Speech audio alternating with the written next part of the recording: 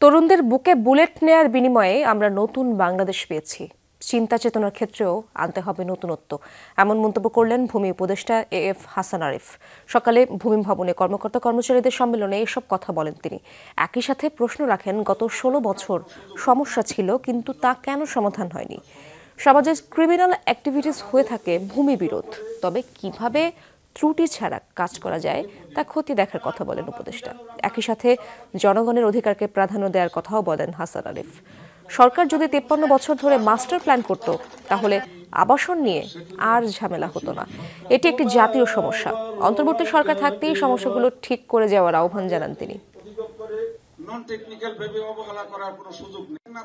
বিভিন্ন কর্মকর্তা সহ ভূমি আমাদের এই অধিদপ্তরে মানুষ প্রতি পদে পদে জনাব মোহাম্মদ মিজানুর রহমান সভাপতি সেটেলমেন্ট বা জরিপ সংক্রান্ত আশরাফুল। কিন্তু বুঝি যে আপনাদের অধিকার আছে, সেটা যদি সুষ্ঠুভাবে সমাধান হয়, আন্তরিকতার সঙ্গে যদি বিষয়টা দেখা হয় যারা কর্মকর্তা আছেন, আমি বিশ্বাস করি যে আদালত পর্যন্ত দৌড়তে হবে না।